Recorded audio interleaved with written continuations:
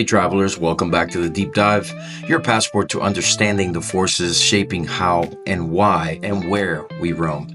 In today's episode, we're unpacking something that might sound dry on the surface, tariffs. But trust me, the ripple effect could be massive for the travel world. From surprise airfare deals to rising hotel costs and even a potential reshuffling of where Americans choose to vacation. These new U.S. tariffs rolling out April 2025 are shaking things up in ways that touch every corner of the map. We're pulling insights from economic forecasts, global newsrooms, airline data, and yes, even a budget lab at Yale. So buckle up whether you're dreaming of European summer escapes or wondering if a road trip closer to home makes more sense this year. This episode will help you see the road ahead more clearly. Welcome back to the Deep Dive. We've got a really interesting batch of sources from you, all this time focusing on these new tariffs and what they might mean. Yeah, a lot to unpack. We've seen news clips, economic forecasts, industry reports. Definitely. Hotel Dive, News Nation, Skift, Al Jazeera, Oxford Economics, and that big Yale budget lab report. Quite the mix. It really is. So the mission today really is to pull out the key takeaways. How might these tariffs actually shake up travel? Both here and internationally. And what about hotels, airlines? Exactly. It's about connecting the dots between these tariffs and the potential real-world impact on how and where people travel. Okay, so context first. These tariffs, mainly the U.S. ones under President Trump, they start rolling out early April 2025. That's right. We saw different phases and responses from other countries too. April 2nd, April 9th were big dates, these Liberation Day tariffs, as some called them. Right. So with all that swirling around, where do we even start trying to understand the impact? Well, I think the best place to begin is the overall economy, the big picture. Okay. And what pretty much all our sources are saying is, well, there's a lot more uncertainty now. Experts are talking about slower growth, both in the U.S. and globally. And there's definitely chatter about, possible recessionary pressures building up. That came through in the Yale report, Oxford Economics, Skift. So a general economic chill seems to be setting in. And the Yale Budget Lab, they put some numbers on it, didn't they, for consumers? They did. They projected about a 2.3% rise in U.S. consumer prices just in the short term, directly because of these tariffs. 2.3%. Sure. What does that actually mean for, an average family? Well, they crunched the numbers. It works out to roughly $3,800 extra per household per year on average. Wow. Okay, that's not insignificant. Not at all. And crucially, the Yale report highlights that this is likely to hit lower-income households harder. They spend a bigger chunk of their income on basic goods, which are often the ones affected by tariffs. So nearly $4,000 extra a year. That's definitely going to make people think twice about spending. How is this showing up in travel intentions versus actual spending? I heard there was some confusion there. Yeah, it's a bit weird, actually. Skiff pointed this out. Some surveys were still showing people planning to spend more on travel, like the optimism was still there. Despite the gloomy forecasts. Exactly. But then you look at the hard data, Bank of America spending figures Skift mentioned, and spending on lodging and air travel was actually down. So a gap between saying and doing, maybe? Or perhaps the sticker shock just hasn't fully hit people's plans yet. Could be a lag effect. Or maybe people are still dreaming big, but will end up picking something cheaper or shorter. And Skift also mentioned the wealth effect, right? Yes, the idea that if your stocks are down, you feel less wealthy and cut back on luxuries. Precisely. So a dip in the stock market, maybe partly linked to tariff uncertainty, could make people, especially those who go for high-end travel, pull back a bit. It's that psychological link, Feeling poorer means spending less on the fun stuff. Okay, so rising costs and maybe feeling less well off. That makes sense. Let's pivot to international travel. How are these tariffs affecting visitors coming to the U.S.? Well, the general consensus seems pretty clear here, and honestly, it's not great news for the U.S. travel industry. Okay. Most forecasts expect a drop in international visitors. Tourism Economics, cited by Oxford Economics and Hotel Dive, they're projecting a 9.4% decline overall for 2025. Nearly 10% down. Yeah. Ouch. Any specific country standing out? Oh, definitely. Canada. The forecast there is for a massive 20.2% drop in Canadian visitors coming to the U.S. 20% from Canada. Why so steep? It seems to be a mix of things. The tariffs themselves obviously create economic friction, but there's also this negative sentiment shift that Hotel Dive and Skiff talked about. Negative sentiment, like Canadians are just less keen on visiting now. Seems like it. Maybe it's the political rhetoric, the trade disputes. It's creating a bit of a bad buzz, as one CEO put it. And remember, Skift reported that Porter Airlines, the Canadian airline, they actually stopped marketing U.S. destinations for a while. Wow, pausing marketing. Hmm. That really speaks volumes about what they're sensing from customers. It does. And it's not just Canada. Skift also mentioned European summer bookings being down significantly, maybe 25% or so compared to previous trends. Okay, so a broader chilling effect on inbound travel. Yeah, and there's another potential factor, the U.S. dollar. Right. How does that play in? Well, if tariffs reduce imports coming into the U.S., that could actually strengthen the dollar relative to other currencies, Okay. which means for someone coming from Europe or Asia, the U.S. becomes a more expensive place to visit. Their money just doesn't go as far. Makes sense. A stronger dollar makes the U.S. pricier for foreigners. But hang on, didn't the Yale report mention the flip side? That a stronger dollar might actually help Americans traveling out? That's the counter argument, exactly. If Yeah. the dollar is strong, your dollars buy more euros or yen or whatever. So theoretically, it could make international trips cheaper for Americans heading abroad. Interesting. So fewer visitors coming in, but maybe more Americans heading out. Quite the potential shift. What about travel within the U.S.? Domestic travel. That's a bit more complicated. Hotel Dives brought up a good point. If the general cost of living goes up, remember that $3,800 figure? Hmm. People might just have less money left over for any travel, even domestic trips. True. Less disposable income overall. And then there's business travel. With all this economic uncertainty, companies might tighten their belts. Fewer conferences, maybe more virtual meetings instead of flying people around. Hotel Dive mentioned that possibility too. Right. Corporate travel often gets cut first when things look shaky. But I thought News Nation suggested people might actually travel more domestically. Yeah, they did offer that angle. The idea is like a flight to safety. Even if international flights get cheaper because demand is down, maybe Americans feel more comfortable sticking closer to home when the economy feels unstable. Okay. So domestic could go either way. Budget squeezed, but maybe a preference for staying local. It seems like a real possibility, yes. Bit of a tug of war there. Okay, let's get specific. Airlines. We know tariffs aren't usually slapped directly onto plane tickets, but how are they feeling the effects? Right, no direct tariff on the fare itself, but the indirect effects are definitely being felt. The biggest one is that drop in international visitors we talked about. Fewer people flying to the U.S. Exactly. News Nation really highlighted this. It means more empty seats on those inbound international flights. And what happens then? Airlines cut prices to try and fill them. You got it. We're seeing some crazy low fares on international routes out of the U.S.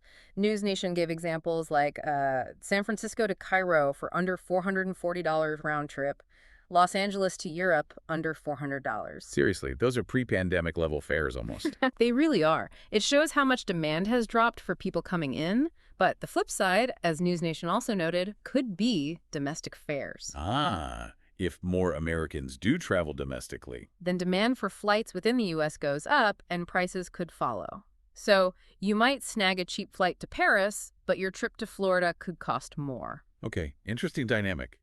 What are the big airlines saying themselves? Well, Skift reported that American, Delta, Southwest, they all lowered their first quarter financial forecasts. They specifically mentioned economic uncertainty. So they're seeing it in their numbers already. Seems so. Delta's CEO apparently commented on seeing companies pull back on spending, and United specifically mentioned a big drop in Canadian traffic. They're definitely feeling it, especially on those U.S.-Canada routes. Makes sense. What about the plane makers? Boeing, Airbus, are tariffs hitting them? It's a bit different for them, at least in the short term. According to Skift, Boeing's CFO said they don't expect a huge immediate hit because they have such a big backlog of orders to fill. Okay, they're booked up for a while. Right. But he did raise concerns about parts, supply chain issues, getting components if tariffs disrupt things. Airbus, on the other hand, hinted they might prioritize deliveries to customers outside the U.S. if things get difficult here. Shifting priorities. And the Yale report mentioned a longer-term worry, right, about tariffs potentially hitting aircraft parts directly. Yes, that's a significant concern. The idea that tariffs could eventually apply to aircraft and, importantly, imported parts, especially from places like China, that would increase maintenance costs, upgrade costs, basically making it more expensive for airlines to operate their fleets. Which could eventually mean higher fares anyway. Okay, let's switch gears to hotels. How are they weathering this tariff storm? Hotels seem to be getting squeezed from multiple directions. Costs are going up, and demand is uncertain. Let's start with costs. Where are tariffs hitting them? All over, really. Think about everything a hotel imports. Furniture, bedding, towels, TVs, other electronics. A lot of that stuff comes from China. Which faces those really high tariffs now. Exactly. Hotel Dive and the Yale report flagged this potential tariffs up to 104% on some goods. That's a massive increase in procurement costs just for fitting out rooms. Oof. And it's not just the furnishings, is it? Nope. Construction and renovation, too. Remember those 25% tariffs on steel and aluminum? That makes building new hotels or upgrading existing ones significantly more expensive. Budgets get blown, projects might get delayed. Right, materials costs. Anything else, food and beverage. The Yale report mentioned potential impacts from tariffs on agricultural products, which could drive up costs for hotel restaurants and catering. So building them costs more, furnishing them costs more, running the restaurant costs more. How do hotels deal with that? That's the core problem Hotel Dive laid out. Do they raise room rates to cover these extra costs? If they do, they might scare away guests, especially if people are already feeling the pinch financially. Occupancy could drop. Okay. But if they don't raise rates or even lower them to attract guests, can they actually cover their higher expenses? Especially with ongoing labor issues in some areas, it's a real balancing act. A classic squeeze. Did the sources offer any advice? Hotel Dive quoted Falik Ziad from Autonomous Hotel. His advice was basically doing more with less, finding operational efficiencies, managing costs tightly. So belt tightening internally. Pretty much. He also suggested hotels offering a mix of experiences and price points might do better, attracting different kinds of travelers. Makes sense, having options. And there was that warning from David Sherwin at Cornell. Yeah, also in Hotel Dive, he warned about the danger of ending up with low rates and low occupancy simultaneously. He called it a really bad combo. You're not making money on the rates, and you don't have enough guests anyway. Yeah, sounds bad. That's the nightmare scenario for hotels right now. High costs, low demand. We've talked a lot about U.S. tariffs, but this isn't happening in a vacuum. What about retaliation? Oh, absolutely. This is a key part of the picture. The U.S. actions have definitely triggered responses. Al Jazeera and the Yale report detailed some of this. What? China, for instance, hit back with tariffs up to 84% on some U.S. goods, and there were even threats of 125% on certain items. Wow. 84 to 125%. Yeah. Canada put a 25% tariff on various goods, including vehicles that don't meet USMCA rules, and the EU announced a 20% reciprocal tariff. So it's turned into a wider trade spat, tariffs flying back and forth. Pretty much. You've got this complex web now. And the Yale report stressed that this whole situation, this tit for tat, is likely to disrupt global travel patterns significantly. It just adds complexity, potential cost, and maybe makes international travel feel less appealing overall because of the friction between countries. Yeah, that negative sentiment again. It feels like a more complicated, maybe less friendly world for travelers. Have we seen situations like this before impact travel? We have. The Yale report brought up some historical context. Like Smoot-Hawley. Yes, like the infamous Smoot-Hawley tariffs in the 1930s, often cited as worsening the Great Depression, but also more recent examples. They mentioned U.S.-Canada tensions earlier in 2025, apparently causing a 70% drop in flight bookings at one point. 70%, that's huge. It is, and they also pointed to the U.S.-China trade war under the previous Trump administration, which led to the U.S. losing market share among Chinese outbound travelers.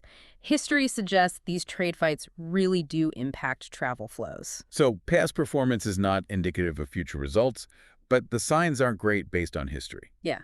Okay, bringing it all together, are we expecting people to fundamentally change where they travel? The Yale report suggests that's likely, yeah. The combination of potentially higher international costs, that negative vibe, it could push more Americans towards domestic travel. Staying closer to home might just seem easier, safer, maybe more affordable, depending on those domestic airfares. But we still have that counterpoint about the potentially stronger dollar-making outbound travel cheaper for Americans. Right. That's the wild card for Americans. It could pull in the opposite direction. For international visitors coming to the U.S., though, the higher cost and maybe less welcoming feel could definitely push them to look at other destinations instead. So a real potential reshuffling of the deck. And, important to remember, tariffs aren't the only thing going on, right? Absolutely not. The Yale report made that clear. You still got all the usual economic factors, overall growth, inflation, interest rates, consumer confidence. Those are huge. Plus geopolitics. Exactly. Global conflicts, political stability, diplomatic relations, they always influence travel. And then there are changing tastes, people wanting sustainable options, unique experiences, the whole remote work trend affecting travel patterns. Tariffs are just one more layer, albeit a pretty significant one, on top of all that. Okay, so let's try to summarize the main takeaways from this deep dive. It feels like these tariffs have definitely added a big dose of economic uncertainty. Sure. They're likely pushing up costs for airlines and hotels, and we're probably going to see fewer international visitors coming to the U.S. That seems like the strong consensus, yes. Domestic travel is, well, it's fuzzy. Could go up, could go down, depending on budgets versus wanting to stay local. Right, more nuance there. And crucially, even though there isn't a specific travel tariff, the indirect impacts through the economy, through how countries are getting along, through how consumers feel and spend those, are really significant. Couldn't have said it better. The ripples are spreading out, even if the stone wasn't thrown directly at travel. So, for everyone listening, as you think about your own travel plans for the rest of this year and maybe into next, well, these tariffs are something to keep in mind.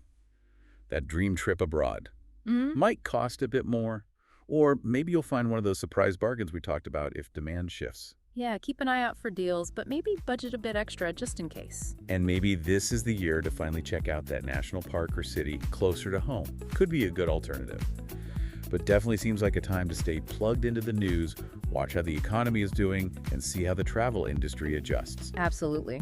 Being informed will help you navigate whatever changes come next. Maybe start sketching out a plan B for that big overseas trip, just in case. It might make that domestic option look even more appealing if things get complicated.